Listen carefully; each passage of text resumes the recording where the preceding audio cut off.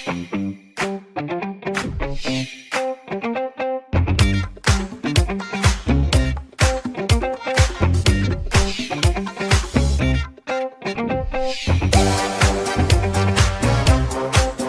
what's up, guys?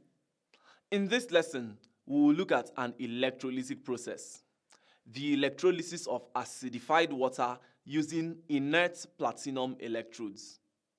To start with, acidified water is a dilute solution of tetraoxosulfate 6 acid in water.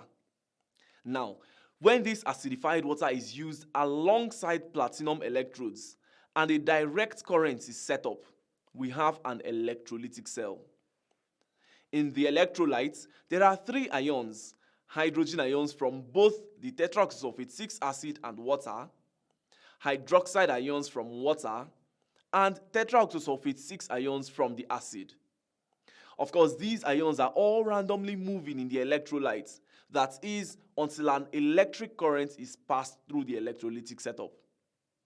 Once direct current is passed, the electrodes are charged up and attract the ions bearing a charge opposite theirs.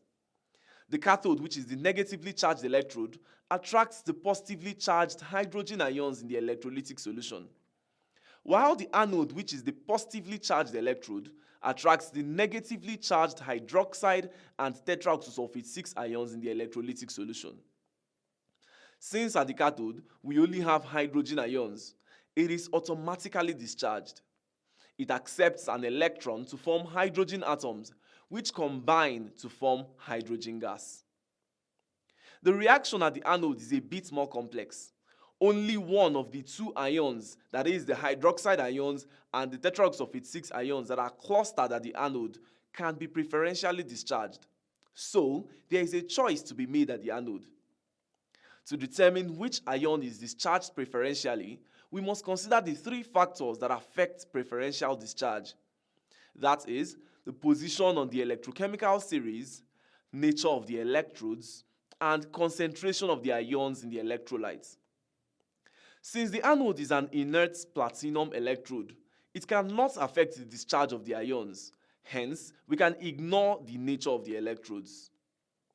Also, we mentioned earlier that acidified water is a dilute solution of tetraoxosulfate 6 acid.